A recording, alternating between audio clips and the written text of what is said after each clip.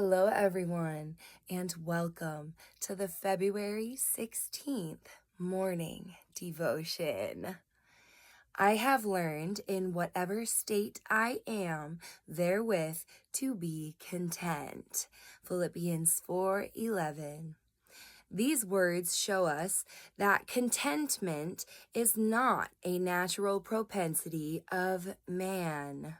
Ill weeds grow apace.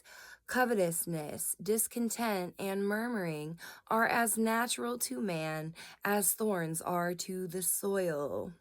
We need not sow thistles and brambles. They come up naturally enough because they are indigenous to earth.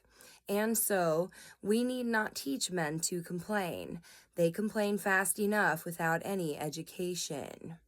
But the precious things of the earth must be cultivated. If we would have wheat, we must plow and sow. If we want flowers, there must be the garden and all the gardener's care. Now, contentment is one of the flowers of heaven, and if we would have it, it must be cultivated. It will not grow in us by nature.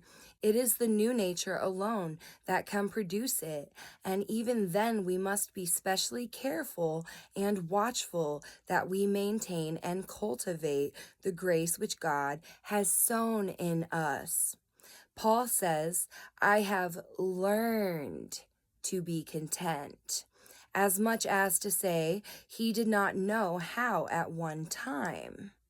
It cost him some pains to attain to the mystery of that great truth. No doubt he sometimes thought he had learned and then broke down.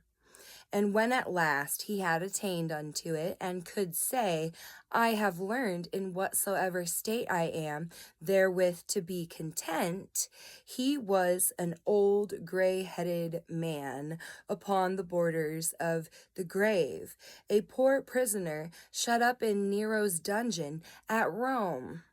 We might well be willing to endure Paul's infirmities and share the cold dungeon with him if we too might by any means attain unto his good degree.